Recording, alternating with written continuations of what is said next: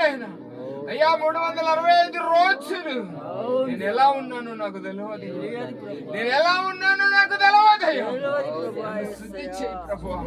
నేను ఏ మాదిరిగా ఉన్నాడు, ఏ పాపములో ఉన్నాడు, ఏ అపజయములో ఉన్నాడు, ఏ నరక అగ్నిలో ఉన్నాడు, నా మరణము ఏ పాతాళములో తాగబడి ఉందో, అపవిత్రాత్మల చేత చెప్పబడి ఉన్నాడు.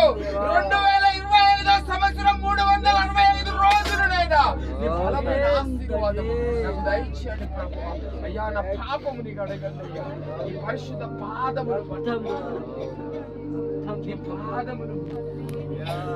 ఎంత గొప్ప ప్రేమ ఎవరు చూపలేదు. నాను వాళ్ళు విడిచిపెట్టారు. నా తండ్రి నా తల్లి విడిచిపెట్టారు. నా బాంధవులు విడిచిపెట్టారు. బాధల్లో దుఃఖములు అయ్యా ఆకాంక్షలో వెళ్ళిచుండగా నేను వెళ్ళిపోయాను. నేను కొన్ని వేళల్లో హాస్పిటల్ పాలై కృంగిపోయానయ్యా.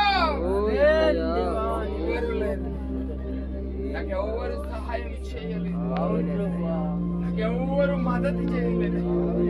అయ్యా నా జీవితాన్ని కాచి కాపాడిన ఎంత అద్భుతమైన దేవుడు. అయ్యా హాస్పిటల్లో ఉన్నప్పుడు ఏడుస్తూ ఉన్నానయ్యా.